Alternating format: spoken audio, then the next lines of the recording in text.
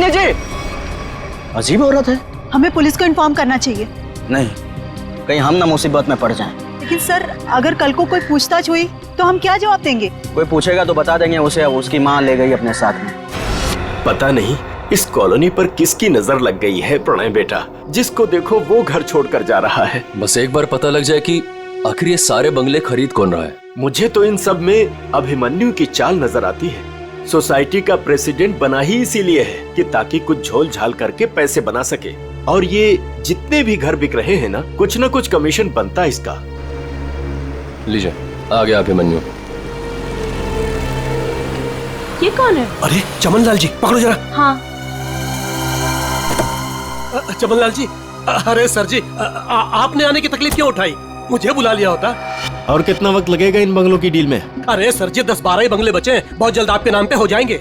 जरा जल्दी, मुझे धीमी आंच का नहीं फास्ट फूड पसंद है, और अगर फास्ट ये बंगले मेरे नहीं हुए तो जो तुम्हें 3 करोड़ का चेक दिया है वो रद्द करवा दूंगा, समझे? जी जी, समझ गए सर जी। आइए बैठिए सर जी।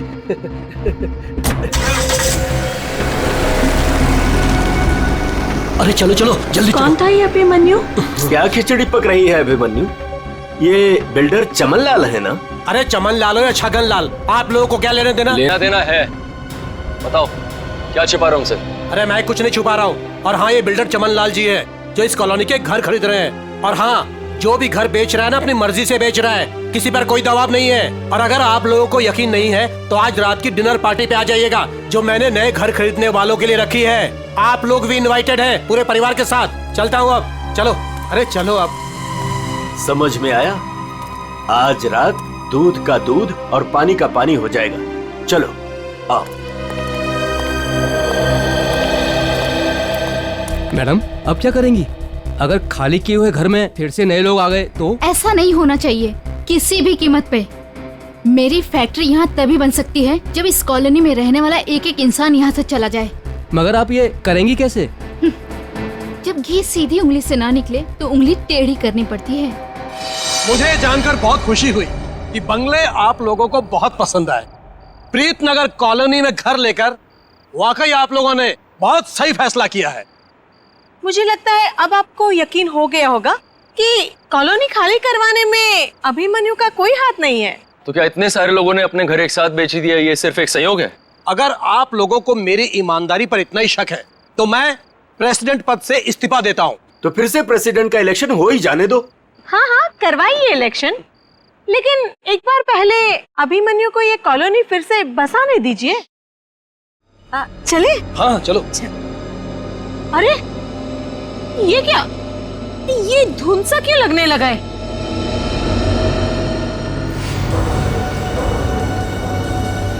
ये तो पहली बार हो रहा है। अरे ये तो बादल है।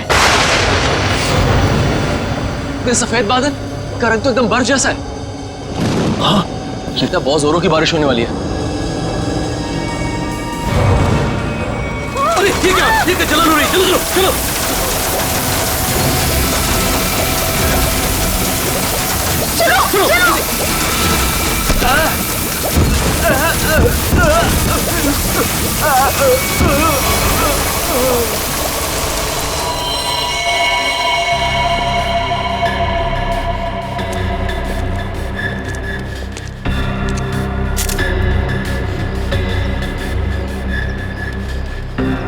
आग बरस रही थी ऑफिसर।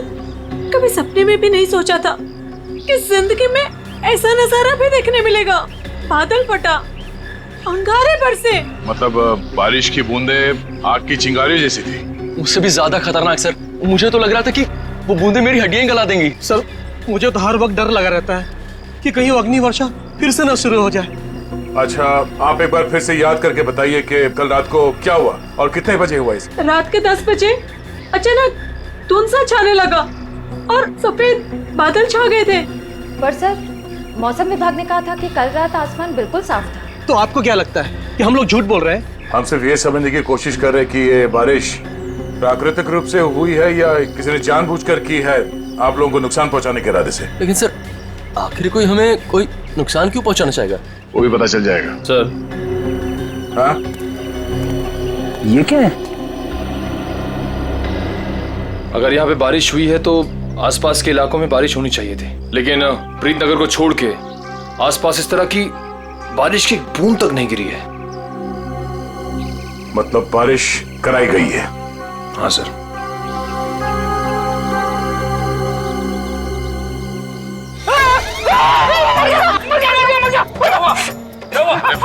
तुम मेडिकल चुपचाप खड़े नहीं रह सकते? किसने कहा था उंगली डालने के लिए? ये तेजाब? एक तेजाब की बारिश? बस बस।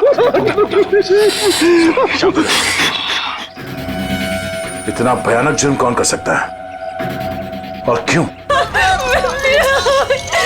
मुझे बहुत दर्द हो रही है, डॉक्टर को बोलो ना। माय गॉड, ये लोग भी ठीक वैसे ही जले हैं जैसे वो लड़का शुभम जला था। ऐसा लग रहा है मानो किसी ने सिगरेट से जलाया हो या फिर गरम गरम तेल के छींटे मारे हो। अब पानी सर से ऊपर जा चुका है। निशा, लगता है हमें पुलिस को सब कुछ बता देना चाहिए। आखिर इतने लोगों का सवाल है, पुलिस या सीआईडी को इन्फॉर्म करना ही चाहिए।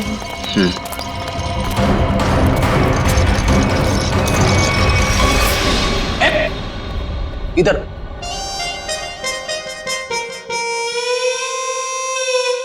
सर एक बात बताइए ना प्लीज, ये हम लोग ब्यूरो के अंदर ये छाता, टोपी, रेनकोट ये सब पहन के क्यों बैठे? पहले बारिश का मौसम होता था, ठंडी ठंडी हवा, पानी की नन्ही नन्ही बूंदे, लेकिन जब से ये एसिड रेन का सिस्टम शुरू हो गया ना, तब से कोई नहीं जानता कि उनके ऊपर जो बरस रहा है वो पानी है या तेजाब। अरे मगर सर, ब्यूरो में तो हम लोग सब सेफ है ना, ब्यूरो में क्या प्रॉब्लम है? इधर थोड़ी होने वाली एसिड रेन। तेजाब जो है ना वो हर चीज में छेद कर देता है। अगर एसिड रेन ने सीमेंट और ईंट पत्थरों में छेद कर दिया और अंदर आ गई तो उससे बचने के लिए कुछ तो सुरक्षा होनी चाहिए कि नहीं? अगर इतनी मजबूत छत को एसिड रेन फाड़ के आ सकती है तो फिर ये छाता क्या करेगा? छाता तो होता ही है हर बारिश की सुरक्षा के लिए। ये देखिए सर, ये जो तेजाब की बारिश हुई है ये 2 किलोमीटर के रेडियस में हुई है, सिर्फ और सिर्फ प्रीतनगर में। ये बारिश आर्टिफिशियल तरीके से कराई गई है सर, शायद क्लाउड सीडलिंग के जरिए। हो सकता है। क्या हो रहा है, हैं? ये सब क्या पहन के रखा तुम लोगों ने? ये फ्रेडी से डर रहे हैं सर, एसिड रेन से डर रहे हैं। अच्छा सर, जिसने भी ये एसिड रेन करवाया है हो सकता है इसकी किसी से दुश्मनी हो कॉलोनी में? ऐसा होना मुश्किल है। किसी एक आदमी से दुश्मनी निकालने के लिए कोई इस हद तक नहीं जाएगा। ऐसा लगता है ये हमला पूरी कॉलोनी वालों के लिए था। हाँ सर, तभी मुजरिम ने एसिड रेन उसी वक्त करवाया जब सब लोग अपने घरों से बाहर थे डिनर पार्टी के लिए। सर ये मिस दामिनी कुमार है, मौसम विभाग से। आप तो वही है ना जिनके जरिए टीवी पर देखकर सबको पता चलता है कि बारिश का होने वाली और प्यार की धूप कहाँ खिलने वाली है? जी, मगर फिलहाल तो बारिश होने का कोई असर नहीं है। Thank you.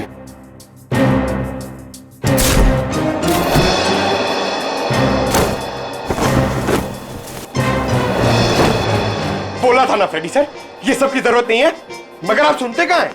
हो गया। दामिनी जी, आप ये बताइए, जो रिपोर्ट हमने मौसम विभाग को भेजी थी वो आपने पढ़ी? परसों रात ऐसे कोई बादल नहीं बने थे आकाश में जिससे तेजाब वाली बारिश हो, और ना ही हवा में ऐसे कोई पोल्यूटेंट्स पाए गए। मतलब ये एसिड वाली रेन आर्टिफिशियल थी? लगता तो ऐसे ही है। अरे फॉरेंसिक लैब ही है या किसी गलत जगह पे आ गए हम लोग? सर, फॉरेंसिक का माहौल देख के लगता है कि हम लोग कुल्लू मनाली पहुंच गए सर। बहुत बढ़िया, बहुत अच्छे हैं। मेरे गोवा के प्लान को गोवा के समुद्र में डुबो करके तुम्हें कुल्लू मनाली याद आ रहा है? अरे डॉक्टर साहब, आप अभी भी गोवा की बात को लेकर रो रहे हैं? 3 बार जाते जाते रह गया हूं मैं। इस बार तो प्लेन में बैठ चुका था, फिर ही कॉल आ गई, अर्जेंट कॉल फॉर डॉक्टर सालू के सीआईडी कॉल्स यू। बस आना पड़ा ना। अब सीआईडी की ड्यूटी ऐसी है, कभी भी बुलावा आ जाता है। हाँ, तभी तो आपने लैब में ही छुट्टी का माहौल तैयार कर लिया। गोवा ना सही, कुल्लू मनाली ही सही। ए बस, मैं यहाँ पर बिना तेजाब के बादलों का निर्माण कर रहा हूँ। लास्ट पर जो केमिकल मिले उन्हें रिवर्स प्रोसेस में डाल करके। रिवर्स करके मतलब? रिवर्स का मतलब जैसे गाड़ी में रिवर्स गियर नहीं होता, रिवर्स लगाओ गाड़ी पीछे जाती है, ऐसे ही साइंस में भी रिवर्स प्रोसेस हो रहा है। डॉक्टर साहब, आपके इस केमिकल रिवर्स प्रोसेस से आप किस नतीजे पे पहुंचे हैं? बादलों का रंग और लगातार 15 मिनट तक बारिश का होते रहना ये बताता है कि ये बादल 2 से 5 किलोमीटर की दूरी पर ही बनाए गए, इससे ज्यादा दूरी पर नहीं। एक मिनट डॉक्टर साहब, आप इतने यकीन के साथ कैसे कह सकते हैं कि ये बादल 2 से 5 किलोमीटर के दायरे से ही आए? मरने वाले की चमड़ी पर ये 2 अलग अलग किस्म के अंश मिले हैं।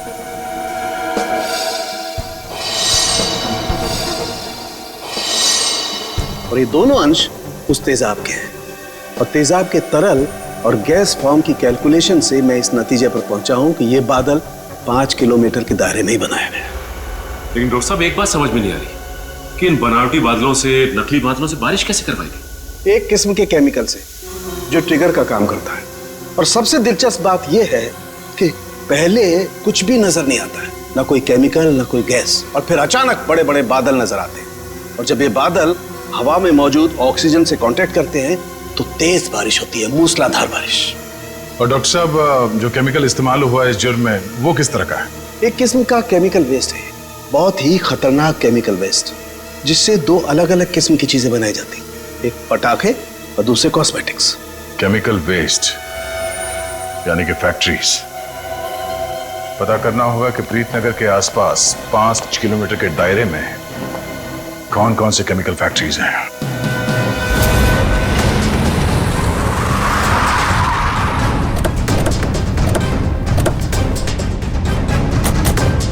केमिकल फैक्ट्री प्रीतनगर कॉलोनी के पास यही एक फैक्ट्री है जहां से केमिकल वेस्ट निकलता है। जयवंत स्प्रे लाइए, पता चल जाएगा। अरे वो साहब रुकिए, अरे कहाँ चले जा रहे हैं आप लोग अंदर? अरे प्राइवेट प्रॉपर्टी है, दिखता नहीं क्या आपको? ये दिखता है सीआईडी। हाँ सीआईडी असली है। क्यों, तो ये नकली आईडी दिखा के भी आया क्या सीआईडी वाला यहाँ? दरअसल मुझे यकीन नहीं हो रहा है कि सीआईडी वाले का यहाँ क्या काम। यहाँ से किसी ने जहरीली गैस निकालकर तेजाब की बारिश की है। तेजाब की बारिश? चेक कर लेते हैं अंदर। पर यार, फैक्ट्री में चिमनी तो नजर आ नहीं रही। बिना चिमनी के बादल कैसे बनाएंगे? शायद कोई और रास्ता अपनाया होगा बादल बनाने का। आसपास ढूंढते, शायद कोई जहरीली केमिकल मिल जाए। देखो। Yes sir. Good afternoon sir, मैं विकास, इस फैक्ट्री का पुराना मैनेजर। आप लोग क्या ढूंढ रहे हैं? एक जुर्म के सुराग ढूंढ रहे हैं आप। मगर सर, ये फैक्ट्री तो 6 महीने से बंद पड़ी है, यहाँ कैसे कोई जुर्म हो सकता है? यहाँ से कुछ किलोमीटर दूर जो प्रीतनगर कॉलोनी है, उस पर एसिड की बारिश की गई। तो आप लोगों को लग रहा है कोई एसिड की बारिश यहाँ से कराई गई है? प्रीतनगर के पास यही एक फैक्ट्री है जहाँ पे केमिकल का इस्तेमाल होता है। सर, हमारी फैक्ट्री में केमिकल्स बनते थे, लेकिन जहरीले नहीं, जिससे किसी को कोई नुकसान पहुंचे। 5 मिनट में पता चल जाएगा कि इस फैक्ट्री में जहरीले केमिकल थे या नहीं।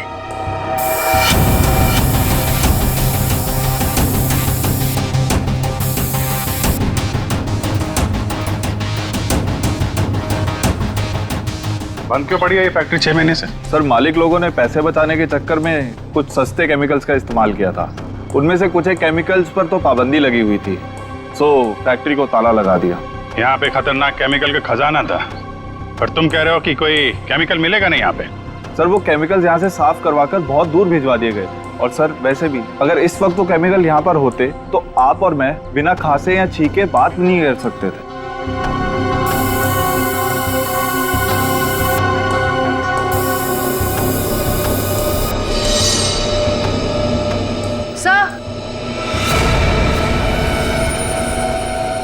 सर, यहाँ कुछ केमिकल्स के ट्रेसेस मिले हैं। यहाँ भले वो एसिड के बादल यहाँ से ना बनाए गए हों, पर केमिकल यहीं से सप्लाई हुआ है। तो मिस्टर विकास, अब क्या कहना आपको? कहीं प्रीतनगर हटा के आप ये फैक्ट्री दोबारा शुरू करना तो नहीं चाहते हैं? सर, मुझे इस बारे में कुछ नहीं पता, सच्ची नहीं पता। नहीं सर, सच्ची। क्या नाम है आपका? जी मंगत लाल, वैसे प्यार से मुझे मंगू भी बुलाते हैं। मंगू जी, अभी हम लोग भी प्यार से ही पूछ रहे हैं आपसे, ये केमिकल यहाँ पे कौन लेके आया? कोई नहीं आया था साहब। देख मंगू, झूठ मत बोल, नहीं तो आज के बाद खाना खाने के लिए तुझे नकली दांत का इस्तेमाल करना पड़ेगा। साहब मैं बिल्कुल सच कह रहा हूँ, मुझे वाकई नहीं पता। चाबी तुम्हारे पास रहती है ना? एक चाबी मेरे पास है और एक चाबी इस फैक्ट्री के मालिक झूमर लाल जी के पास है। झूमर लाल? एड्रेस दो उनका जरा। जी जी। हेलो, हाँ कौन? डॉक्टर प्रकाश? डॉक्टर प्रकाश? सर यहाँ से सीधे जाके room number 6। Thank you. Welcome.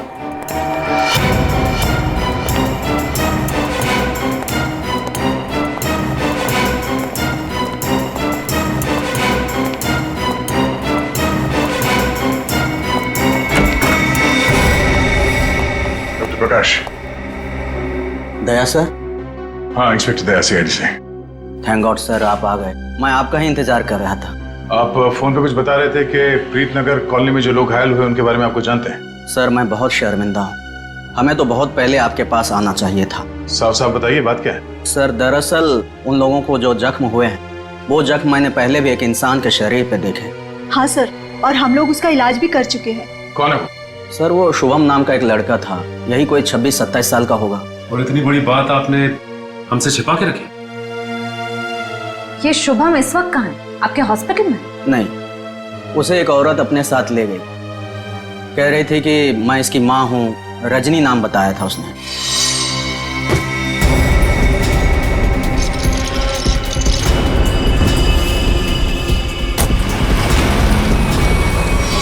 बिना पेपर वर्क के एक औरत यहाँ से उसे जबरदस्ती ले गई और आप लोगों ने ये बात पुलिस में बताना जरूरी नहीं समझा? सर मैं डर गया था, मेरी नौकरी भी चली जाती और अस्पताल का नाम भी बदनाम हो जाता। एक डॉक्टर होकर ऐसे गैर जिम्मेदाराना रवैया, शर्म आनी चाहिए आपको। अच्छा, इस रजनी और ये शुभम, इनकी कोई फोटो है आपके पास? हाँ सर, वो सीसीटीवी कैमरे में है। निशा, सर को निकाल के दे दो फोटो। जी अभी लाई।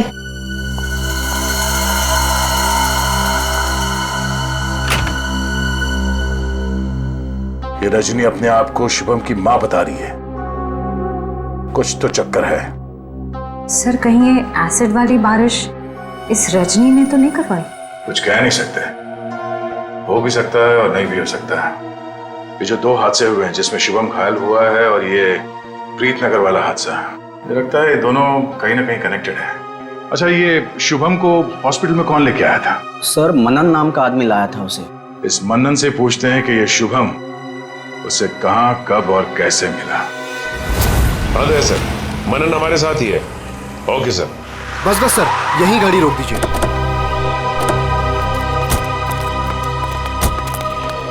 यही वो जगह है, बिल्कुल यही वो जगह है सर, जहां शुभम मुझे घायल हालत में मिला था। अच्छा,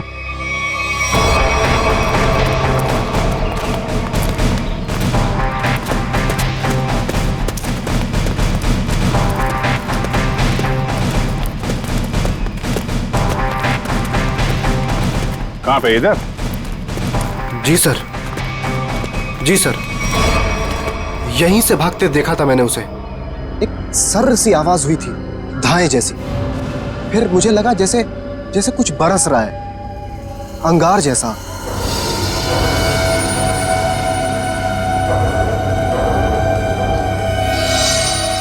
लेकिन फिर उसके बाद सब गायब हो गया था और शुभम मुझे उसी हालत में गिरा हुआ मिला सर। इतना तो तय है कि तेजाब की अच्छी खासी बारिश हुई है यहाँ पे। आसपास देखो, कुछ मिलता है क्या?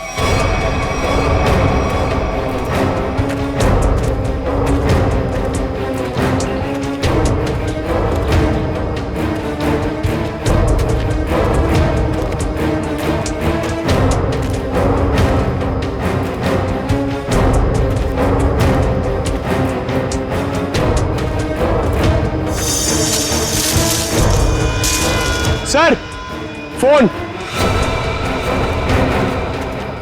सर शायद सोहम का होगा।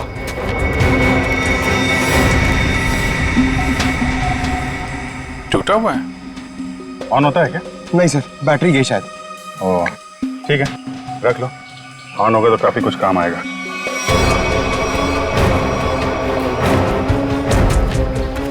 किसी चीज का ढक्कन है।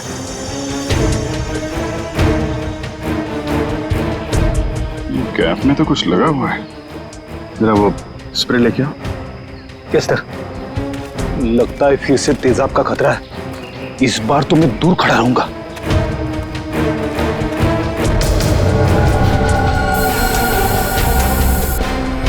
अंदाजा सही निकला, तेजाब इसी में लेके आया गया था।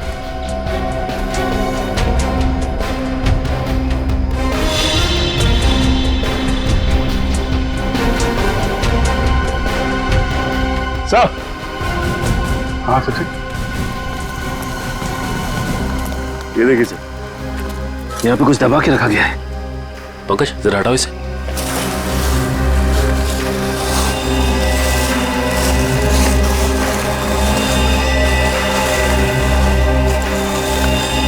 माय गॉड, सर ये तो पूरी तरह से जली हुई लाश है।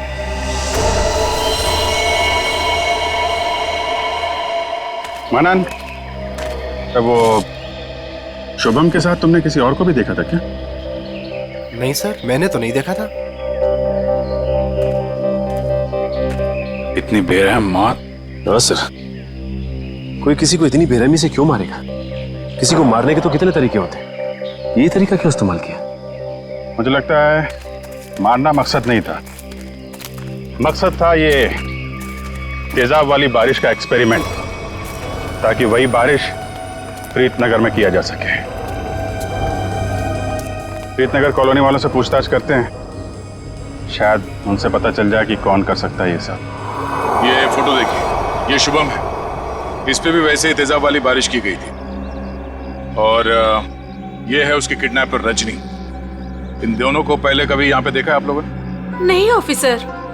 लेकिन इस रजनी की हमसे ऐसी क्या दुश्मनी है जो इसने हमारे साथ ऐसा किया? मैंने कब कहा कि रजनी ने सब किया है? वैसे भी किसी के साथ दुश्मनी हो तो 2-4 लोगों के साथ हो सकती है, पूरे कॉलोनी वालों के साथ नहीं। ये हमला किसी मकसद से किया गया है, शायद इस कॉलोनी को खाली कराने के मकसद से। अच्छा, ऐसा कोई इंसान है जो ये चाहता है कि आप लोग अपना घर खाली करके कहीं और चले जाएं? एक ऐसी इंसान है जो हमें यहाँ से निकालने के लिए किसी भी हद तक जा सकती है, और वो है साशा। साशा? सर ये बिल्कुल सच कह रही है। ये है साशा, और ये साशा के लैब असिस्टेंट। सर दोनों ने घर में ही कॉस्मेटिक्स की लैब खोल रखी, और इनकी लैब में मुझे उन्हीं केमिकल्स के वेस्ट मिले हैं जो एसिड की बारिश करवाने के लिए यूज किए गए। तुम हमारे साथ ब्यूरो चलो। तो साशा जी बताइए, तेजाब वाली बारिश क्यों करवाई आपने? सर मैं आपसे बार बार कह चुकी हूँ, मैंने कोई बारिश नहीं करवाई है। आपके खिलाफ आपके मोहल्ले वालों ने एफआईआर दर्ज करवाई है, मालूम है आपको? हाँ सर, मैं मानती हूँ कि मैंने मोहल्ले वालों को धमकाया था घर खाली करने के लिए, क्योंकि सर वो मेरा बिजनेस बंद करवाना चाहते थे, लेकिन मैंने कोई तेजाब वाली बारिश नहीं करवाई सर। तो वो केमिकल्स आपके घर में क्या कर रहे थे? मुझे कुछ नहीं पता। देखो, ये बार बार नहीं पता बोलने से काम नहीं चलेगा। सर आप मुझे इसके साथ कुछ देर के लिए अकेला छोड़ दीजिए, 10 मिनट में तोते की तरह सब सच बोलेगी।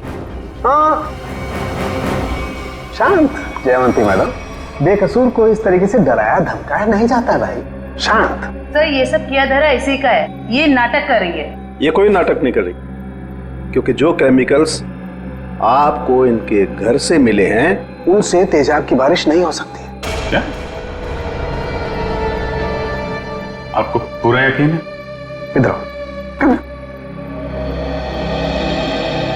तुम ना ये रिपोर्ट पढ़ लो। इस रिपोर्ट में साफ साफ लिखा हुआ है कि बारिश तो दूर, इन केमिकल से भाप तक नहीं बन सकती है। पता है ये रिपोर्ट किसने लिखी है? किसने? तारिका जी ने। हाँ तो फिर पढ़ने की क्या जरूरत है, ठीक ही लिखी होगी।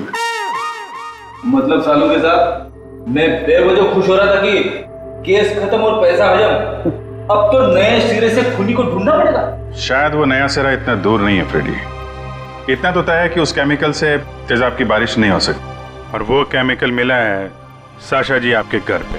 आपको कुछ याद आ रहा है, कोई ऐसा आदमी आया हो हाल फिलहाल में जो ऐसा केमिकल आपके यहाँ रख सकता हो?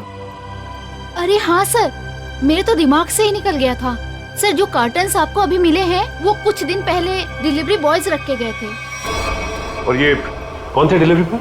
पता नहीं सर, पहले तो मुझे लगा कि मेरे सप्लायर ने उनको भेजा है रॉ मटेरियल के साथ, लेकिन बाद में जब माल कुछ गलत लगा मुझे, तो फिर मैंने अपने सप्लायर से इस बारे में शिकायत भी की थी। फिर सप्लायर ने मुझे बताया कि उसने कोई डिलीवरी बॉयज को नहीं भेजा है, सर इतने सारे कर्टन्स के साथ मैं इन्हें कहाँ फेंकती, तो इसलिए मैंने इन्हें यहीं पड़े रहने दिया। और ये बात तुमने अब तक नहीं बताई हमें? सर आप सीआईडी वालों से मैं इतना डर गई थी, इतना टेंशन में आ गई थी कि मैं सब कुछ भूल गई। अच्छा वो कितने कितने डिलीवरी बॉयज? सर 2 थे। उनके चेहरे याद हैं आपको? हाँ कुछ कुछ। गुड। जयवंती स्केच आर्टिस्ट को बुलवा लो और वो उनके स्केच बनवाओ। जी सर।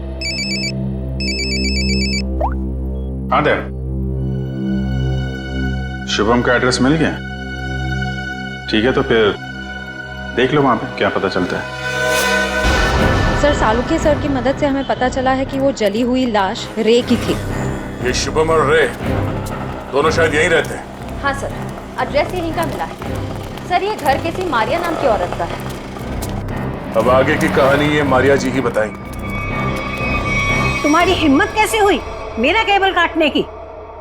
कब से कह रहे हो तुम? मैकेनिक आ रहा है, मैकेनिक आ रहा है। कोई मैकेनिक नहीं आ रहा है, अभी तक नहीं आया है। देखो तुम जल्दी करो वरना ठीक नहीं होगा, समझे तुम? तुमने 4 लोगों को क्यों भेज दिया और एक लड़की भी उनके साथ में? देखिए मैडम, आपको कुछ गलतफहमी हो रही है। हम लोग सीआईडी से। सीआईडी से?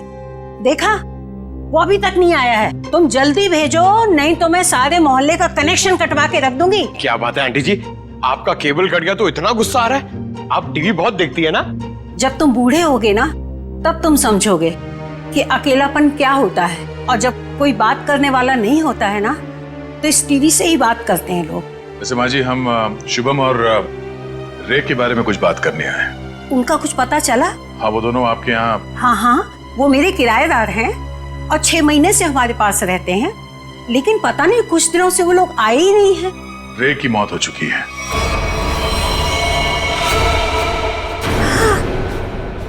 क्या? कैसे? कुब्जा हिल्स में एक अजीबोगरीब हादसा हुआ जिसमें रे तेजाब का शिकार बन गया। हे भगवान! और शुभम वो कैसा है? मैम अभी तक शुभम का कुछ पता नहीं चल पाया है। आप फिक्र मत कीजिए, हम उसे जल्द ही ढूंढ निकालेंगे। माँ जी इन दोनों का किसी के साथ कोई दुश्मनी, कोई कहासुनी हुई थी? नहीं, वो तो बहुत अच्छे बच्चे थे, केमिकल इंजीनियर थे। और आखिरी बार आपने कब देखा था इनको? 13 तारीख को। लेकिन हैरानी की बात तो ये है कि जब से ये दोनों बच्चे गए हैं तब से मेरे 2 किराएदार और गायब हो गए हैं। दूसरे किराएदार? हाँ, वो रे और शुभम के सीनियर्स थे। मुझे लगा चारों कहीं पिकनिक मनाने गए होंगे, इसलिए मैंने उनको ढूंढने की भी कोशिश नहीं की। अच्छा, इन्हें स्केच दिखो। इनमें से किसी को पहचान दिया? हाँ, ये 2 तो सीनियर्स हैं, लेकिन इसको मैं पहचानती नहीं। ओह, इसका मतलब है शुभम और रे के साथ जो कुछ भी हुआ उसमें इनके बॉसेस का भी हाथ है। माँ जी शुभम और रे के ऑफिस का एड्रेस देंगे जरा?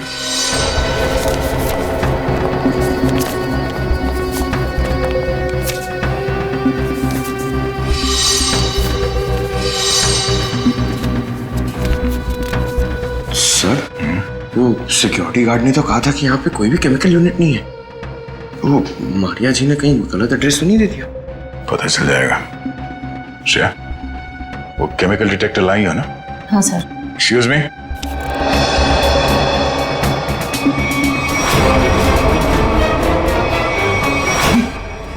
तो वही लोग हैं।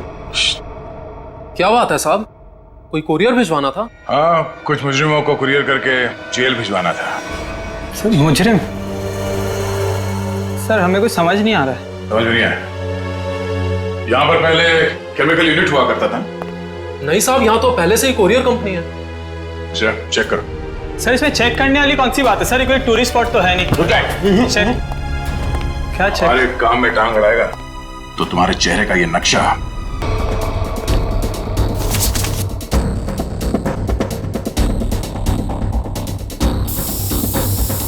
श्रेया मैम, एसिड के ट्रेसेस हैं इसमें। सर रूम में एसिड के ट्रेसेस हैं। एसिड के ट्रेसेस हैं? हाँ? ये शुभम और रे यही काम करते थे केमिकल यूनिट में। वो गायब हो गया, उसके पीछे पीछे तुम लोग भी गायब हो गए। क्यों? सर रे, शुभम, ये नाम तो पहले कभी नहीं सुने सर। कभी नहीं सुना? तो साशा का नाम भी नहीं सुना होगा फिर? सर कौन सा आशा सर, हमने नहीं सुना। कौन साशा? अरे बाप रे बाप, श्रेया, यहाँ पे तो तेजाब की दुकान लगी है। क्या?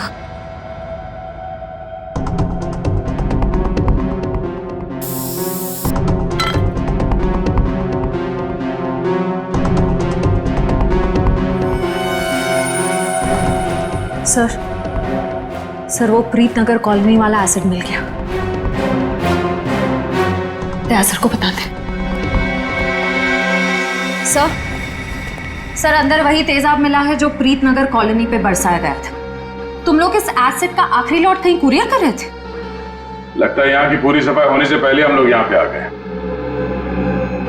चलो कोई बात नहीं, इन चारों को खड़ा करते हैं और एसिड रेन इनके ऊपर बरसाते हैं, वो भी बिना छतरी के। सर नहीं, चलो सर माफ कर दीजिए सर, नहीं करेंगे। साहब हमने तो बस वही किया जो हमसे कहा गया। किसके कहने पे किया तुम लोगों ने? सर रजनी जी के कहने पे किया सर सब कुछ। रजनी? वो नकली माँ? शुभम? सर वो तो उनका इलाज करवा रही है सर। ऐसा क्या लगाव है कि उसका इलाज हो रहा है? साहब वो तो रजनी जी जानती होंगे। कहाँ है तुम्हारी ये रजनी जी? सर हमें कुछ नहीं पता सर, ना उनका एड्रेस ना फोन नंबर। सर वो खुद ही कांटेक्ट करती थी जब भी हमारी जरूरत पड़ती। सर हमें कुछ नहीं पता साहब। शुभम का इलाज किसी क्लिनिक या हॉस्पिटल में चल रहा होगा। आसपास के सभी हॉस्पिटल में पता करते हैं। डॉक्टर साहब एक बार फिर से ये फोटो देख लीजिए, कोई गलतफहमी तो नहीं हो रही है ना? नहीं सर, कोई गलतफहमी नहीं हो रही, यही लड़का था और इसके पूरे शरीर पे तेजाब वाले जख्म भी थे। और औरत भी यही थी? 100%। पर सर ना जाने क्यों इसको यहाँ एडमिट कराने नहीं जा रही थी। जो इलाज हॉस्पिटल में हो सकता है वो घर पे नहीं हो सकता ना। वाह डॉक्टर साहब वाह, लाख पते की बात कही है आपने। डॉक्टर साहब आप कब जा रहे हैं इनके घर पे इलाज के लिए?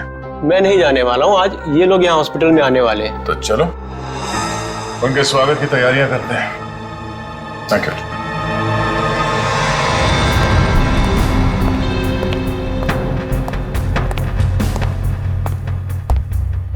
सर ऐसा लगता है नहीं वो यहाँ पर आएगी सर। जो भी इलाज होगा ना वो घर पे ही करा लेगी।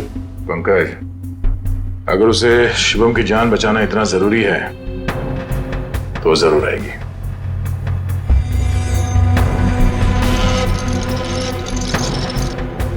सर लगता है खिचड़ी पक गई।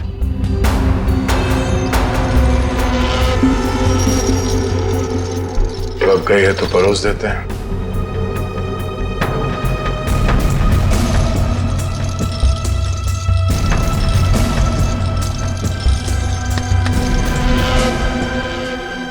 जी आप डॉक्टर साहब से मिलने जा रही हैं रजनी जी? आपको मेरा नाम कैसे पता? सीआईडी को सब पता है। सीआईडी?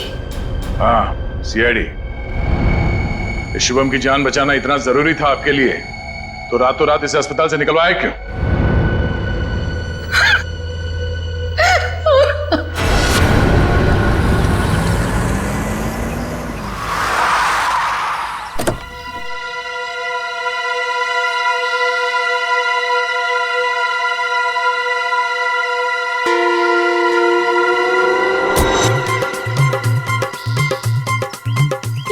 चमनलाल तो नहीं है, आप किसे उठा के लेके आए? अरे मुझे क्या पता कौन है। कॉलोनी को जरा जी भर के देखना है। मेरे जिगर का टुकड़ा, हीरे मोती सा मुखड़ा है इस कॉलोनी का। बड़ा प्यार आ रहा है आपको कॉलोनी पे। आप कौन है और बंगले खरीदने आए हैं? अब बंगले नहीं, पूरी कॉलोनी खरीदने आया हूँ। चावली जी नाम है मेरा, बिल्डर दावेली। ये लो जी मेरा कार्ड पत्र। बढ़िया है ना? आपका दिमाग तो ठीक है? हाँ जी। देखिए यहाँ कुछ बिकाऊ नहीं है। अरे बिक चुका है बेटे लाल, बिक चुका है। ये सारी जमीन सरकार से मैंने खरीद ली। आप लोग जो हो ना इसमें गैर कानूनी ढंग से रह रहे हो, मैं निकाल के बाहर कर दूंगा। अरे हमने बाकायदा पैसा देकर खरीदा है घर। आप होते कौन है पैसा निकालने वाले? कल सुबह 11 बजे बुलडोजर आ जाएगा आपके घोंसले गिराने। मिलता हूँ। सुखिए सुखिए। दाबली जी देखो बहुत महंगा पड़ेगा तुम्हें ये सब। बेटे लाल, दाबली जी जब सौदा करता है ना तो सस्ते महंगे की परवाह नहीं करता। कल मिलेंगे बुलडोजर के साथ। Bye bye tata bye bye. चलो नहीं चलो।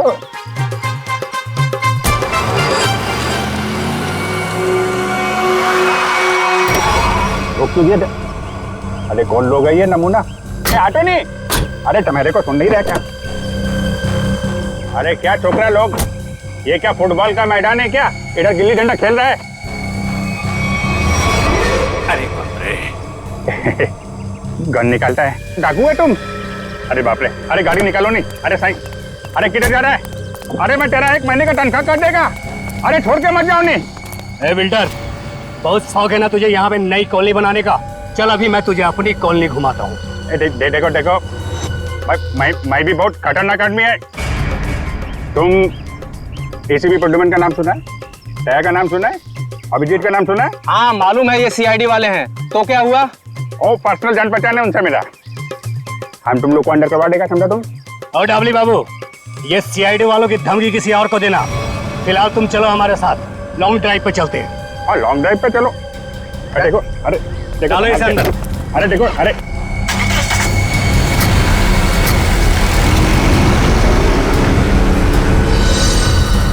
बहुत अपने सीआईडी वालों के गाने सुना रहे थे ना डबली बाबू, अब मेरी बात सुनो। जैसे ही सीआईडी वाले तुम्हें बचाने के लिए आएंगे, फिर छम छम छम छम छम छम छम जब जोर की बारिश होगी, पानी की नहीं तेजाब की बारिश होगी, तेजाब की।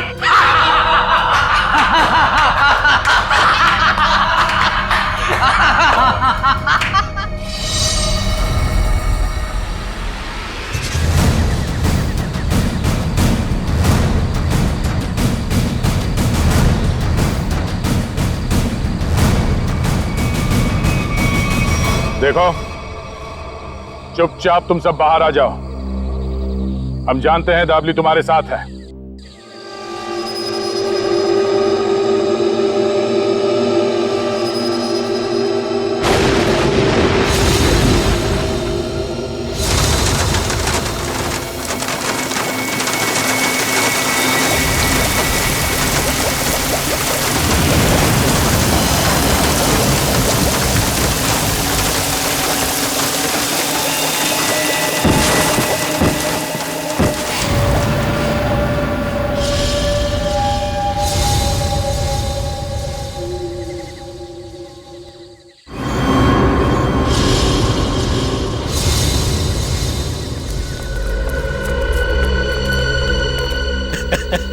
देखो देखो, मरी हुई सीआईडी कैसी दिखती है।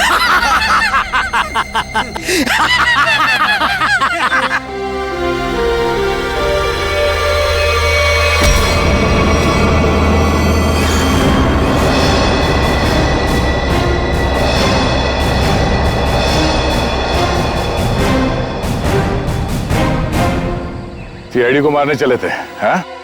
हलवा है क्या? तुम्हारे इस तेजाब वाली बारिश से निपटने के लिए पूरी तैयारी के साथ आए थे हम।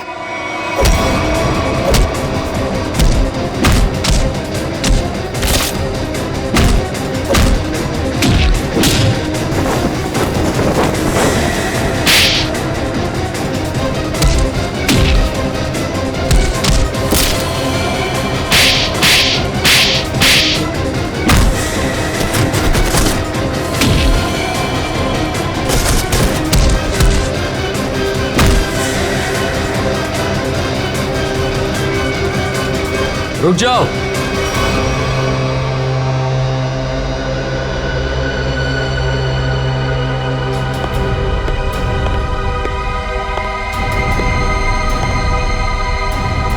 अगर तुम सीआईडी वालों ने मुझे एक खरोंच भी पहुंचाई ना, तो ये बिल्डर दाबली जिंदा नहीं रहेगा।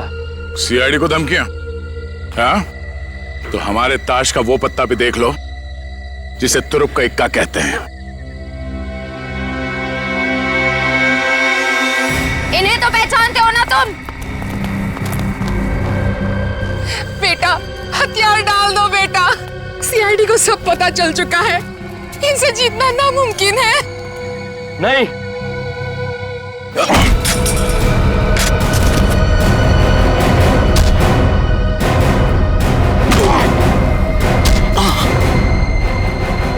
जरा अपना चांद सा मुखड़ा तो दिखा दे।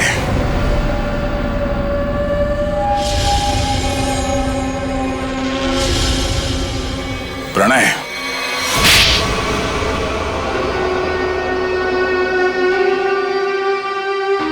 जिस जमीन पर प्रीतनगर कॉलोनी बनी थी, वो जमीन हमारी थी। 5 साल पहले वहां बाढ़ आई, सब बर्बाद हो गया। माँ और मेरे अलावा हमारा सारा परिवार चल बसा। सरकार को लगा कि उस बाढ़ में हमारी भी मौत हो गई। उन्होंने वो जमीन एक बिल्डर को बेच दी। उसने वहां पे कॉलोनी बना डाली। जब हम वापस आए देख के दंग रह गए कि हमारी जमीन पर लोगों के घर बस चुके थे। हमने कानून का दरवाजा खटखटाया, बहुत मदद मांगी। कानून का तो बस यही कहना था कि जो लोग रह रहे हैं उनको नहीं निकाला जा सकता। तो तुमने गैर कानूनी तरीका अपनाया, तेजाब की बारिश करवाई ताकि लोग अपना घर खाली करके भाग जाएं। वो तरकीब शुभम ने निकाली थी। वो मेरा भतीजा है, लेकिन प्रणव तो उसको भी मारना चाहता था। मेरा दिल नहीं माना, मैंने उसको बचा लिया। इसीलिए तो हुआ ये सब। तुम्हारे दिल में बेकार की ममता ना जाग उठती ना, शायद आज अब पकड़े न जाते। इस गलतफहमी में नहीं रहना, पकड़े तो तुम तब भी जाते। माना कि तुम लोगों के साथ जो कुछ भी हुआ वो बेहद दुर्भाग्यपूर्ण है, मगर ऐसे गलत रास्ते पे चल के आज तक किसी को इंसाफ नहीं मिला। अपना घर वापस पाने के लिए न जाने कितने लोगों को मौत के घाट उतार दिया तुमने। इसकी एक ही सजा है, फांसी।